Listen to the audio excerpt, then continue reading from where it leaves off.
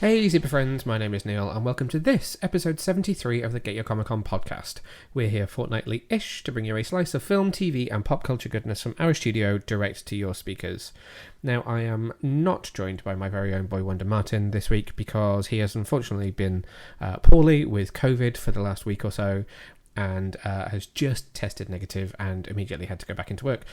So I'm here flying solo to talk all things Green Lantern Beware My Power, which is a brand new DC Comics animated movie which is releasing next week. So it's hitting DVD and Blu-ray on the 25th of July and digital on my birthday, which is the 26th of July. The film is directed by Jeff Wamister, it's written by Ernie Altbacker and John Semper, and it stars Aldis Hodge, who you will know as Hawkman from the upcoming Black Adam movie. So Aldis is playing Green Lantern, which in this case is John Stewart. Jimmy Simpson is playing Oliver Queen, Green Arrow. Nolan North is providing additional voices, which is interesting and a very loaded comment. You've got Jamie Gray Hyder as Hawkgirl, Brian Bloom as Adam Strange, Keisha Sharp as Vixen, Simon Templeman as Sardath, Rick Wasserman as Sinestro, Ike Amadi as Martian Manhunter, Mara Junot as Lisa Drack, Sunil Malhotra as Power Ring, and Jason J. Lewis as Ganthet. The brief synopsis for this film is recently discharged Marine sniper John Stewart is at a crossroads in his life, one which is only complicated further by receiving an extraterrestrial ring which grants him the powers of the Green Lantern of Earth. Now, I said I was alone for this podcast, but that's not strictly true. I am joined by not one, not two, but three guests this episode. I am speaking with writers Ernie Altbacker and John Semper, and I'm also talking to Hawkgirl herself, Jamie Gray Hyder, about this new animated incarnation of the character, which is awesome. As always, a massive thank you to Warner Brothers for setting those up for me. Before I continue, it is worth noting I am going to probably touch on some slightly spoilery points from the plot, and I always forget to warn you when there are spoilers, so this is your warning. I'm not going to go full on spoiler because obviously the film isn't out yet, but we will touch on spoilers a little bit for this film, so you have been warned. This film is the latest in the new kind of animated continuity, the shared universe that takes over after the kind of New 52 verse came to an end with Apocalypse War, Dark Apocalypse. What was it? Apocalypse War. Justice League Dark Apocalypse War. I knew there was a dark in there somewhere. So this is the new continuity that started with Superman Man of Tomorrow, was picked up in Justice Society World War II, and was last seen in the two-part Batman A Long Halloween, which starred Jensen Ackles. So this is the next in that kind of growing shared universe of stories. It is connected. It's a little bit more disconnected than others. So, spoiler alert: if you were looking for cameos from either Superman or Flash or Batman or the Wonder Woman who is kind of introduced in Justice Society, that's not the case. This film doesn't rely on those, and it's something that is picked up on in my interviews with Ernie and John, that they wanted to make sure that John Stewart, this being his first kind of lead film, wasn't playing second fiddle to the Trinity or any of the other major members of the Justice League. So there's mention of where Batman, Superman, and interestingly Wonder Woman are, but they don't appear in the story. This is very much John Stewart and his origin story as Green Lantern in this version of the DC universe. He is backed up by Jimmy Simpson as Oliver Queen, who is a brilliant Green Arrow. The two have some amazing scenes together and some great chemistry. And there is a version of the Justice League which is seen. I won't spoil the full roster, although if you listened to the voice actors that I listed, you will kind of have an idea about who's there. But for much of the film, they're backed up by Hawkgirl, who's played by Jamie Gray Hyder, which again you'll hear her talk about that role shortly. But she is a brilliant scene partner. There's a lot of green amongst the heroes who take the lead in this film. There are some other characters who will appear. I won't go into too much detail, but there's some exciting lore around the Green Lanterns, as well as the conflict between Ran and Thanagar, which is what John Stewart is kind of caught up in as part of this origin story. But how about we hear from Ernie Altbacker, who is a friend of the show at this point, about his experience of writing the film.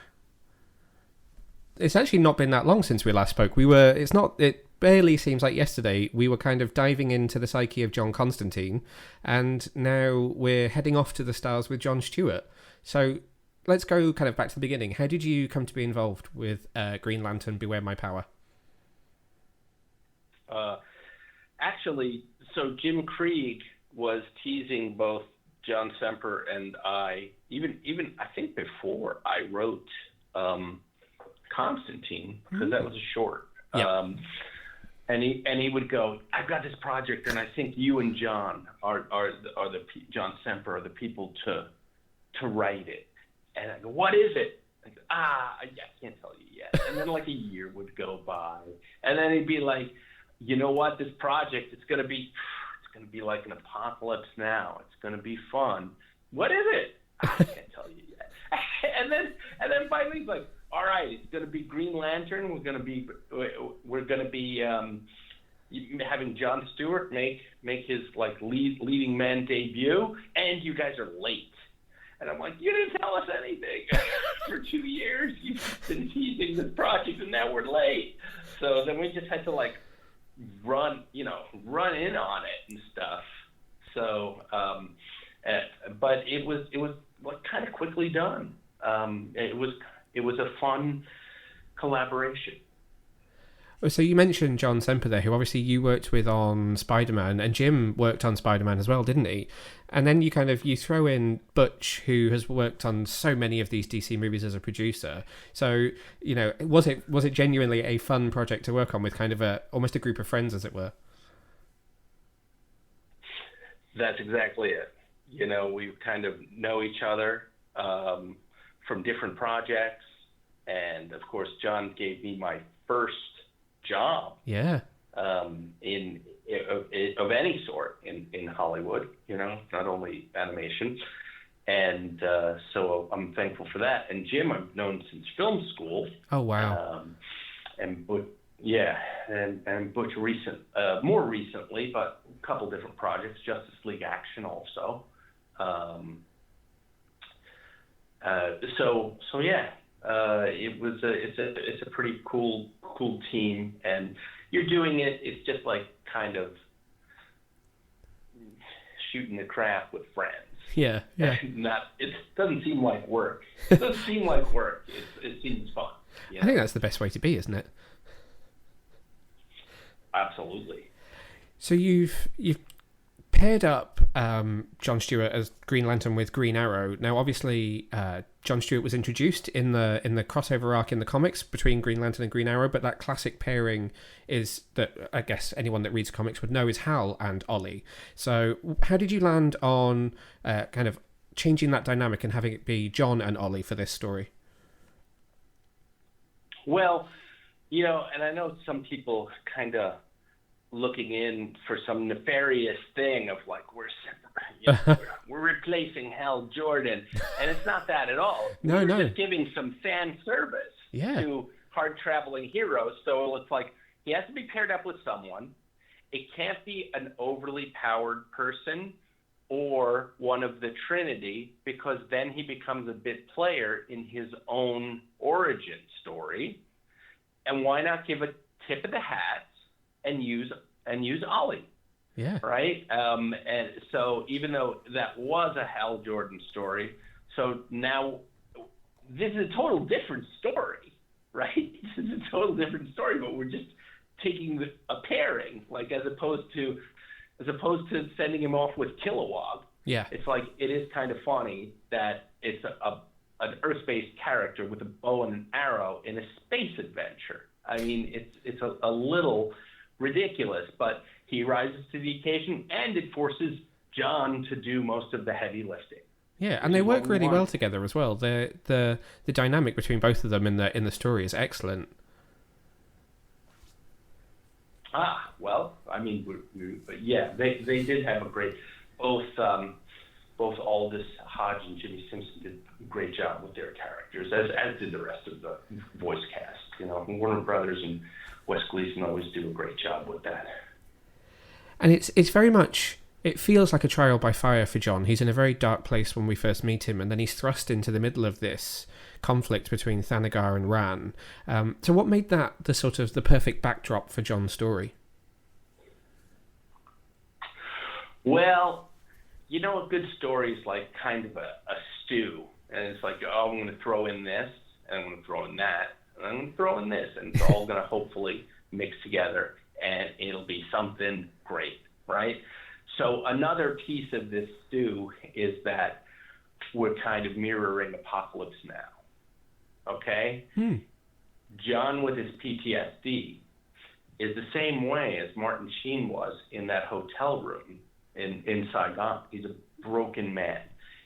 And the only way he's going to force his way through that is to go back into the jungle. But his jungle is a battlefield on space. Wow, yeah. So how about that? I hadn't seen it that way, but yeah, now you mention it, it is, isn't it? It is the going back into the jungle to move on from that PTSD. That's, wow. The next time I watch that film, I'm going to see it in a whole different light. If you look at it, they're going up this river. Yeah. But it's space, and they're looking for their own Kurtz, aren't they? Yeah. Yeah, they are. And of course, you also get to bring in Hawkgirl. She gets brought into this group of characters as well, and she's another DC character with a really strong fan base and a great legacy. How was it to write for her as well, bringing her in as a character we've not seen in this version of the DC animated universe yet? Exactly. I mean, well, we like to balance it out and have diverse people. So your Hawk women should be represented, of course. Yeah. But we needed a war, and so it was going to be space-based, so the Rann-Thanagar conflict was kind of the logical choice, you know? And that way we can get Adam Strange in there, too. Yeah. He'd only been seen in a short until now, as far as the features. Yeah. I mean, in the half hours, they've pulled every character in the half hours, right? I mean, and it immediately called me back to kind of growing up watching the Justice League animated series in 2004, I want to say. Because obviously John Stewart was the Green Lantern in that show, and Shayer was in that group of characters as well. So there's a whole generation of fans who grew up with those two characters being their Green Lantern and their Hawkgirl. So what are you hoping that fans take away from watching this when it's out? Well, I mean, we're hoping that this project, in some small way, puts John Stewart into the pantheon of DC's greatest heroes, where he belongs. You know, we'd like to give him more of a profile. Sometimes these movies, they go out there, and then all of a sudden, it gives, the live-action people something to go, well, there are other people that are in the live action world, and it's as tough for them to get a character that hasn't broken out onto the screen as it is for us, right? But if we can help them, if we can go, look, that thing was the biggest selling animated project of the year, and it starred John Stewart. It was just him out there with a bunch of minor characters. We should do the live action version. Stuff like that. Stranger stuff than that has happened, So we're hoping that he's pushed up and into a much higher profile, in the world in general, live action and otherwise. That would be absolutely amazing. I think he more than deserves it. He's a brilliant character, and he is, as you say, the star of this film. He's not, I like what you say about not putting one of the Trinity in there and making him a bit part in his own story. He really is. He's front and center. But what's next for you? I know this is the old loaded question that you generally probably can't answer, but what's next for you? Well, that you can say, obviously. Exactly the same. I could tell you, but Gary would kill me. But Gary is going to announce what the next 4 projects are. It's San Diego Comic Con next week. Yep. Yeah, at San Diego, at the what do you call it? At the panel, right? And I think I have written on one of those, but you won't know which one. In fact, you can't even say that I've written on one of those, I think. But you will know the titles of the next 4 projects that DC Home Video is doing, and they're pretty cool. Ooh. I wish I could be there. I've been in the past. I've been in that room when Gary has made the announcement, but sadly I'm not going to be there this year. I'm going to be at New York Comic Con, but not San Diego this year. Ah, okay. I mean, but they tape these things, right? You can, you know what? They'll Yep. be in a lot of articles of the next movie. I will be listening intently to social media, waiting to hear. But thank you very much. Thanks again for your time today. It was lovely to catch up with you again. And hopefully, when we find out what that next project is, we'll catch up again. Always a pleasure to talk to Ernie, and thank you again for him for appearing on this show. It was quite funny. I feel like I've only really just spoken to him a couple of weeks ago when we were talking about Constantine, House of Mystery. So you can kind of go back to that episode and hear him talk about how he worked on that film. And we have talked to him about other films in the past as well. So that was his experience of working on it. So he worked, as he mentioned in that interview, he worked with John Semper, who gave him his very first job in Hollywood. Now, John Semper, to those of you who are of a similar age to I, will know that name because he is somewhat of a legend in animation. He was the driving force behind the 1990s Spider-Man animated series, which is, to this day, probably still the greatest Spider-Man animated series, and one of the only comic book TV series that even comes close to rivaling Batman the Animated Series and what Warner Brothers were doing in the 90s. So to talk to John was an absolute honour in itself, but to have him working on this project and working with Ernie, who he'd worked with before, and working with Jim Craig, who is the one of the producers, who again he worked with on Spider-Man, it's you can hear it when we talk about it in this interview that you'll hear just now, but there's so much love for the team that were working on this film that it's clear they had really good fun making it. So let's listen to what John had to say about working on Green Lantern Beware My Power. Hi John, how are you doing today? I'm doing great. How are you doing? Yeah, I'm great, thanks for taking the time to chat with me. I'm really excited to talk Beware My Power. Take me back to the beginning. How did you get involved with this project? Well, I've known Jim and Ernie for a very long time, at least 25 years or more. And I was having breakfast with Jim one morning. We do that once or twice a year, which in Hollywood terms means we're great friends.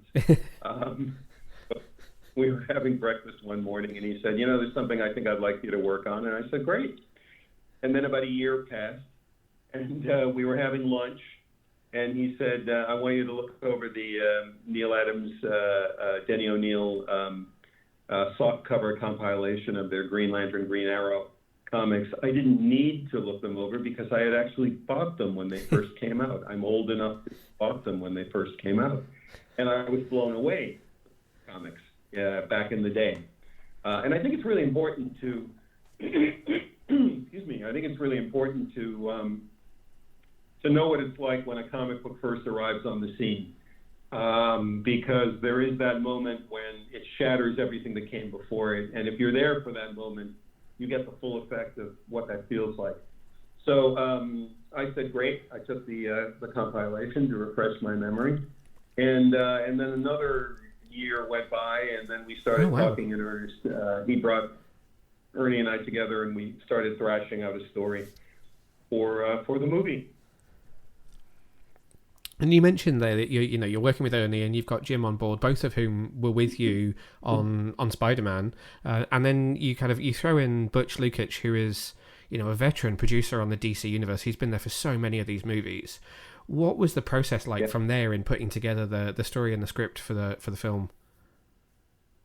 Well, how lucky am I that I got to work with all these wonderful people? Yeah. Jim and Ernie, I actually gave Jim and Ernie their first job in the business, and part of that was when they were young whippersnappers.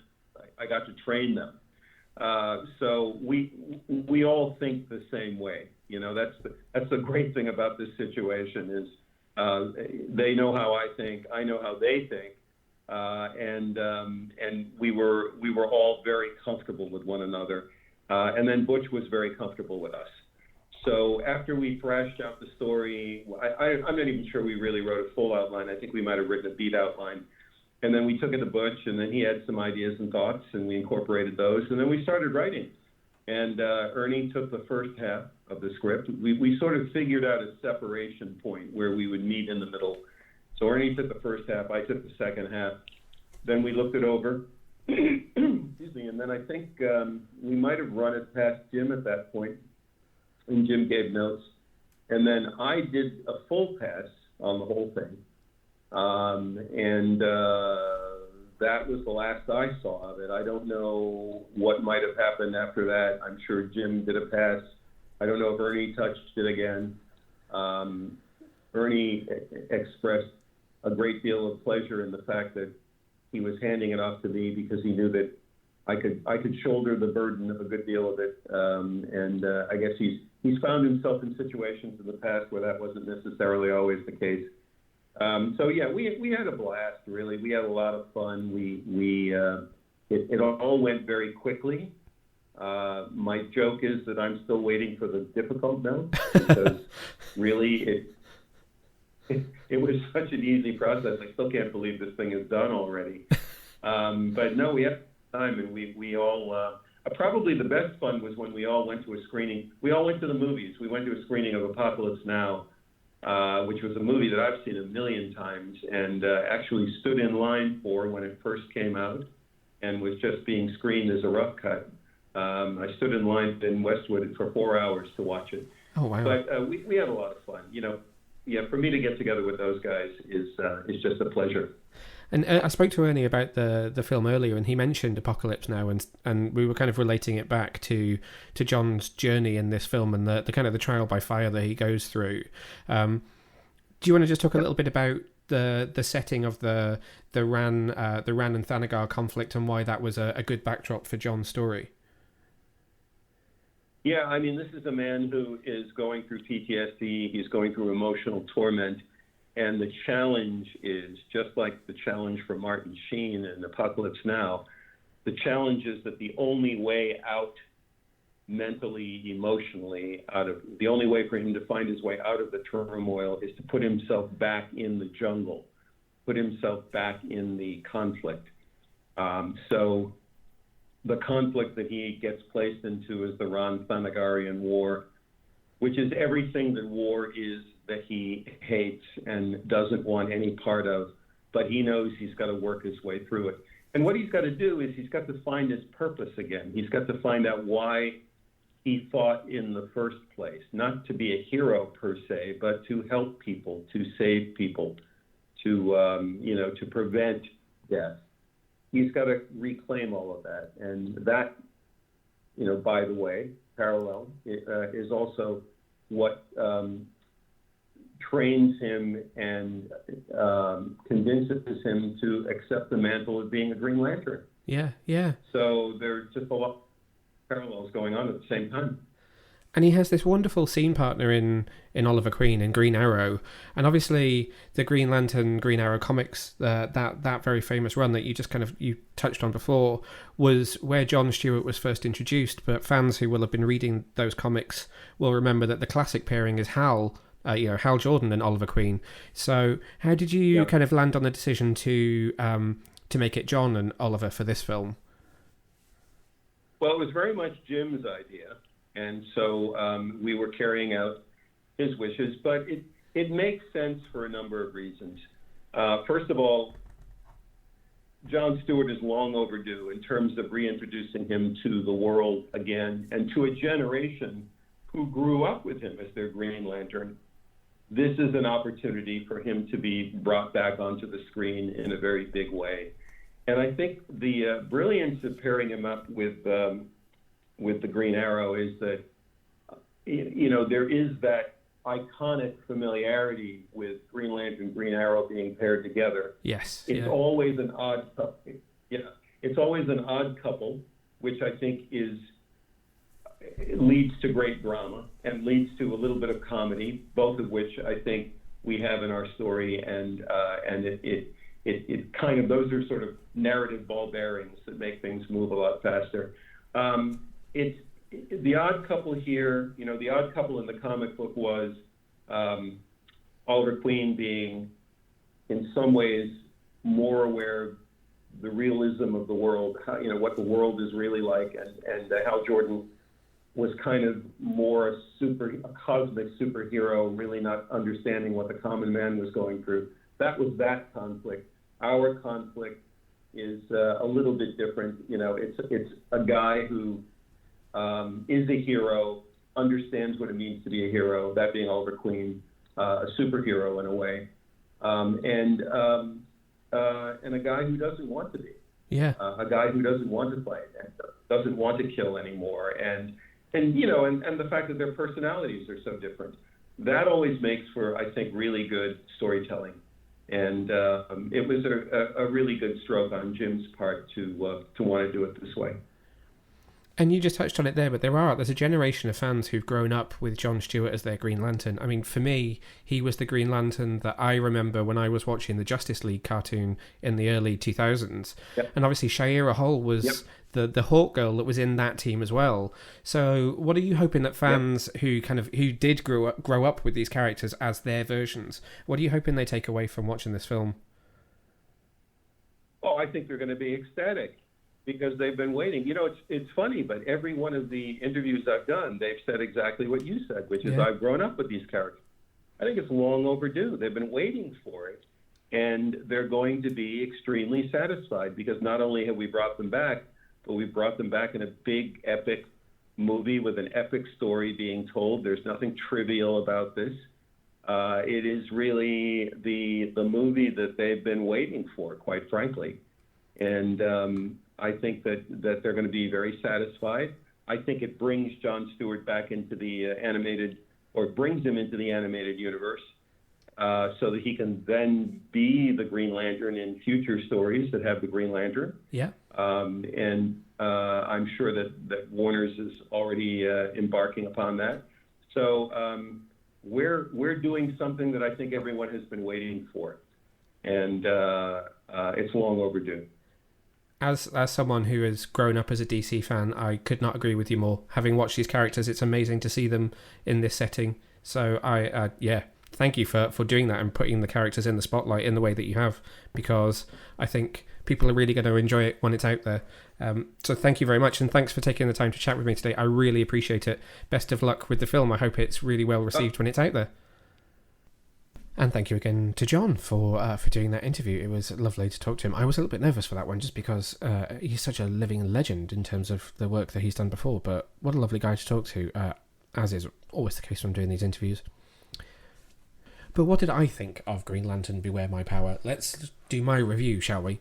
So I thought this film was another really excellent entry into the DC animated universe. I have to say, I know that there are those out there who are still missing the animation style of the previous version of the universe, and it was very distinct, and it did reflect what was going on in comics, particularly around the New 52 era, really well. But I have to say, this kind of Otto Schmidt inspired artwork is really, really cool. I'm loving it. The character, Otto Schmidt's run on Green Arrow, if you've not read it, is a stunning run on that book. It looks beautiful, and his character designs and the colouring are amazing, and that's translated so well into this new version of the animated universe. Sorry, I'm swigging my tea. You probably hear that. That's not something you want to hear in a podcast. It looks great. I know it's the line work that is kind of annoying some people. They don't really like the thicker lines, and I know Martin and I have discussed this at length about line thickness before, so I don't want to linger on it too long. But I think what you can also see if you look back to Superman Man of Tomorrow, through World War II, through Long Halloween, you can see, and into this, into Beware My Power, you can see that they have tweaked and kind of worked on the style a little bit to get it to a point where they're really happy with it. So particularly background designs changed a lot from Man of Tomorrow into Justice Society World War II and onwards, and I think they've really nailed it now. And this film is equally as beautiful as Long Halloween was and as World War II was. It looks great.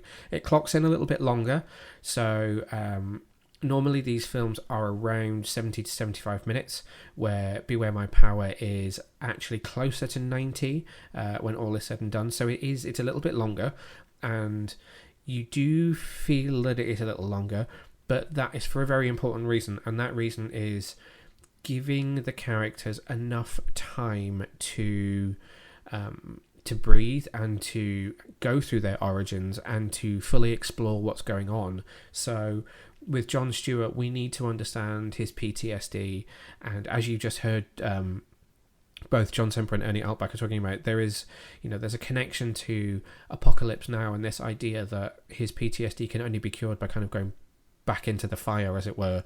And to properly explore that definitely needed a little bit more time. So it's nice that Warner Brothers allowed them to do that and didn't rigidly stick to the kind of 70 to 75 minute runtime. And to be able to set up kind of a cosmic adventure and what's happened with Oa and the Lanterns and what is happening between Ran and Thanagar, it's quite a lot to pack into a film. And because there may be not elements which are as fully explored from comics into films and animation as, the origin of Superman, the origin of Batman, or any of those really famous runs like The Long Halloween or Killing Joke, it does require a little bit more time to be able to properly put that across to an audience that maybe aren't as familiar with it. So Beware My Power really does have a runtime which allows its story to be told fully without it feeling kind of clipped at any point. The casting is brilliant. Aldous Hodge is a wonderful John Stewart. It's cool that he's getting to play two different roles in the DC universe at the moment by bringing Hawkman into live action and bringing John Stewart into animation. Hopefully they're both going to give him some real longevity in the DCU because they're both brilliant characters. And he's, obviously we've not seen Black Adam yet, but with what he's doing here with Green Lantern, he's doing a really, really good job. Now, I've already touched on Jimmy Simpson and Aldous Hodge as scene partners, but Simpson is a great Oliver Queen. He's got the attitude. You obviously don't get to explore a huge amount of Oliver Queen in his kind of home environment because he's in space, and that's obviously slightly unusual. But they are paying homage, as again you've just heard them talk about in the interviews, but they're paying homage to the kind of hard-traveling heroes, which is a very famous team up between Hal Jordan's Green Lantern and the Green Arrow. So it's cool to have a Lantern and Arrow together, even if it's a different kind of coupling, and I really like what they were doing with that.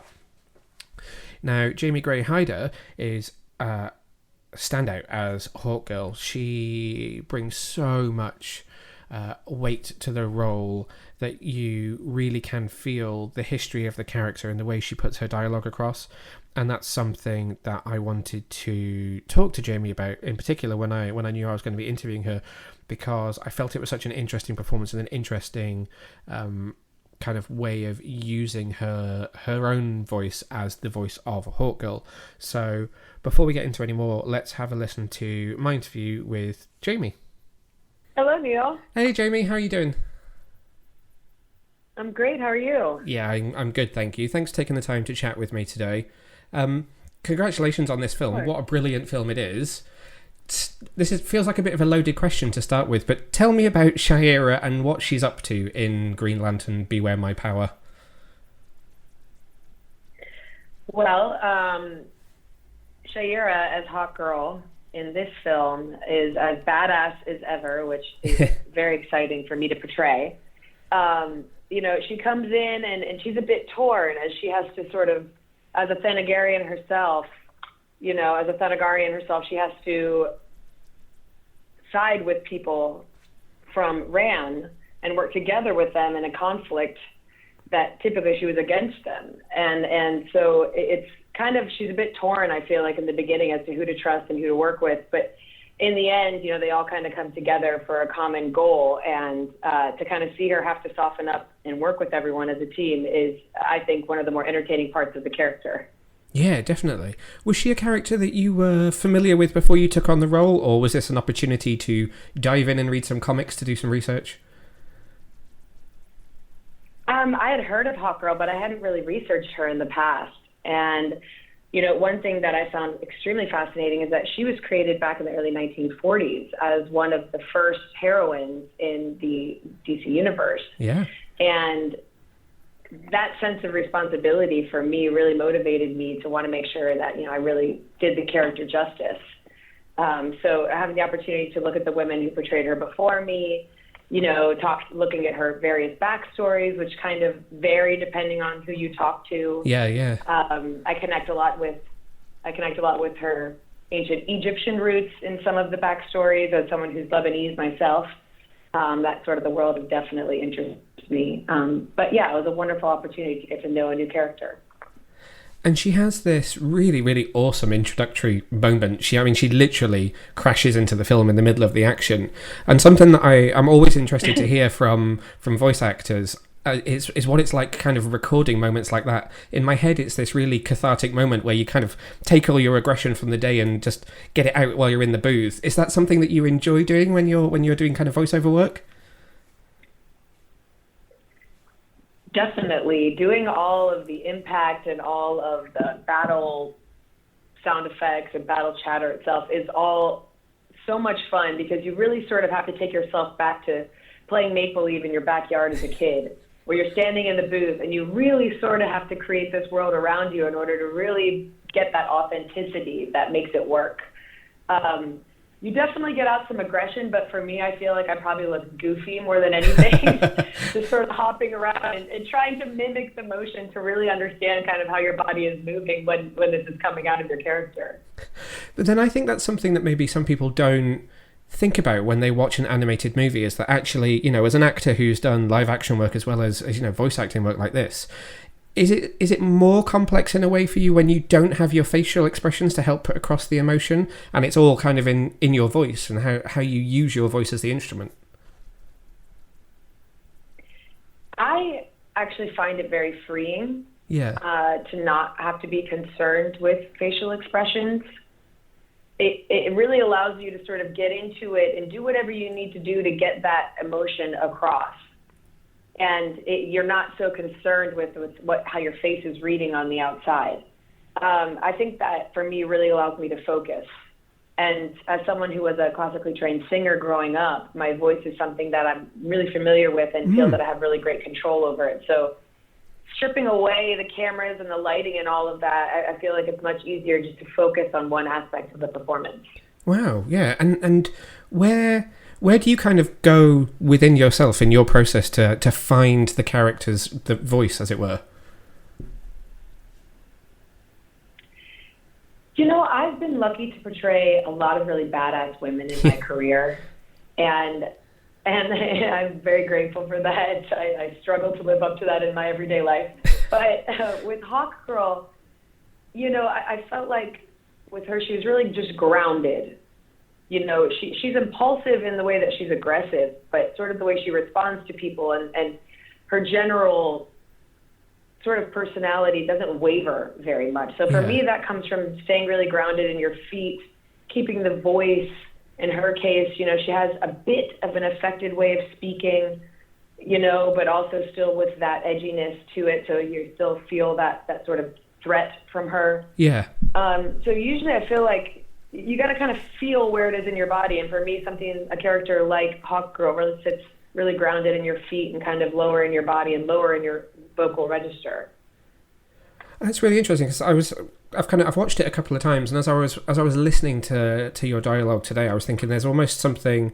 I feel like you can feel the weight of the journey that Shayer has had up to this point in kind of the cadence of her voice. There's almost something. I don't know if regal's the right word for it, but there's a definite weight there. And I was going to say, is that something you kind of did on purpose to just, in your mind, reflect the journey that she's had up to where we find her in the film? I think her manner of speaking in one way represents kind of her control. Yeah. And her focus. She's very mission oriented. She's not getting distracted by anything else. And I think that reflects itself in the way her speech is very pointed. Yeah. And she doesn't ramble. She gets to the point. There's an urgency in the way she speaks as well as the way that she carries herself. And so I felt like the voice really had to have that strength and very deliberate nature to it, which kind of puts you in that realm of, like you said, almost regal or almost affected in a way, but affected in that she's been through so much that at this point she's got her goals in mind and she's not going to be swayed from that path. Yeah, absolutely. Have you had a chance to watch the film back yet? How did you kind of react in seeing your voice and your dialogue with the animation? It was incredible. I mean, I feel flattered by her physical appearance. But no, it's just incredible to see the way everything comes together. And while I can know what I'm doing, I'm in the booth by myself. We're not working together and recording at the same time as actors. So one thing that in particular that struck me was the banter, between Brian Bloom's character and myself. And just, he plays Adam Strange. And the banter between Adam Strange and Hawkgirl for me was very reminiscent of our banter in Call of Duty Infinite Warfare. So to be working with Brian again remotely was such an interesting thing to see play out on screen. And of course, Jimmy Simpson's character, Green Arrow, balances out her heaviness, I feel. And so seeing all the characters come together on screen was just the most exciting part to me, because they all were kind of providing a different spice in the stew, and it came together lovely. Absolutely, and I think as soon as fans get to see this, they're going to be looking for more from this version of Hawkgirl, so hopefully we get to see her again in the future.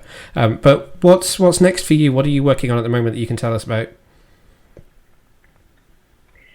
For me, I'm working on creating a lot of content right now. I've been working on developing some docuseries in the food and culture space, as well as in the military and veteran space. Just trying to work on projects that are very personal to me right now while I have the time. And then beyond that, your guess is as good as mine. Brilliant. Well, thank you very much. I really appreciate you taking the time to chat with me today. Best of luck with the film. I can't wait to see what fans think about it when it's finally out. Such an intriguing interview. I hadn't anticipated that we would go kind of down the route of her being a classically trained vocalist and how much she's able to control and use her voice. It was absolutely fascinating, and I probably could have talked to her for a good half an hour or so just about kind of how technically she uses her voice in this kind of voiceover scenario. So that was really, really cool. And thank you very much again to Jamie for taking the time to chat with me. I just wanted to touch on the score for Beware My Power briefly. So it's another Kevin, I hope I pronounced his surname right, it's Kevin Ripple. He worked on Justice Society World War II, Superman Man of Tomorrow, the Deathstroke Knights and Dragons movie, the Adam Strange short. He also worked on Batman vs. Teenage Mutant Ninja Turtles, the Constantine City of Demons kind of series that then came together into a film. He worked on Justice League Action. He's been with the DC Universe for a while. He worked on Batman Unlimited, including both the kind of the TV shorts and the movies. I'm trying to think if he goes back any further with DC. I think that's about as far back as he goes on in terms of DC, but he's really cranking out a good series of scores that are tying this universe together incredibly well, and obviously working in different areas of the DC universe. I'm really hoping that it does get a standalone release so I can listen to the score kind of without all of the action and the dialogue happening over top, because it would be cool to be able to listen to it in isolation like that. I think that's about all I can say about Beware My Power without veering off into spoiler territory. So I think I'm going to stop rambling there before I get myself into trouble. So just to reiterate, Green Lantern Beware My Power is releasing in the UK next week. So it's going to be available on July the 25th on DVD and Blu-ray, and it's going to be available on digital on July the 26th. I need to go continue packing my suitcase because we're off to Chicago in a few days for a week. You will still probably see me. Even while we're out there, you won't be able to get rid of me, because whilst I'm out there, I'm hoping to check out Nope, which is Jordan Peele's new movie. It doesn't release in the UK until a little bit later on, so I should be able to get an early sneak peek. And whilst I'm out there, DC League of Super Pets will also release, so I'm going to try and go see it in the cinema whilst I'm out there and bring you some review coverage whilst we are there. So until next time, stay safe, stay well, happy birthday to me, which is on July the 26th next week, and I'll catch up with you soon. Bye!